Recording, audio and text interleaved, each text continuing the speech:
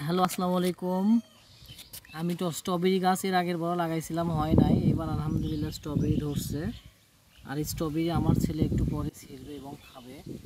গাছ থেকে স্ট্রবেরি ছিঁড়ে খাওয়ার কী যে একটা আনন্দ, কী যে একটা মজা, সেটা না দেখলে বিশ্বাস করতে পারবেন না।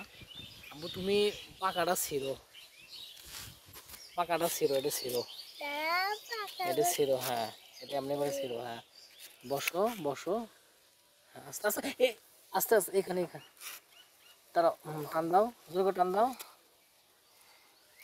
মাশাল্লাহ, আমার ছেলে স্ট্রবেরি সাথে ধুয়ে নাও, ধুয়ে নাও, ধুয়ে নাও। আরও কয়েকটা আছে, ধুয়ে নাও, এখানে পানিতে ধোও। হ্যাঁ, বিসমিল্লাহ, বিসমিল্লাহ করে খাও, খাও, খাও। মাশাল্লাহ, ওয়াও, কেমন মজা। হ্যাঁ, বিসমিল্লাহ বলছে সোল, কেমন মজা বাবা? বেশি মিষ্টি?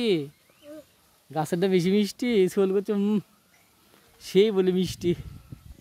সোল আমার স্ট্রবেরি খাচ্ছে, কি একটা আনন্দ। মানে এরপরে এবার ইনশাল্লাহ আরও বেশ করে গাছ লাগাবো। মানে সেই সেই আসলে গাছ লাগিয়ে খাওয়ার একটা মজা যে কী জিনিস দেখেন। আমার ছেলের স্ট্রবেরি খুবই প্রিয়। ও খালি বলতো বাবা একটা স্ট্রবেরি গাছ লাগাবে। আমি গাছ লাগাইছি, ফল আসছে আলহামদুলিল্লাহ। আমরা এতেই খুশি, আল্লাহর কাছে লাখ লাখ শুক্রিয়া। এটা সহ খাওয়া না, এটা সহ খাওয়া যাবে, এটা সহ খাওয়া যাবে। খাও একটু, কামড় দাও। হ্যাঁ, কামড় দাও, ব্যাস ব্যাস। আরেকটু খাওয়া যাবে, আরেকটু খাওয়া যাবে।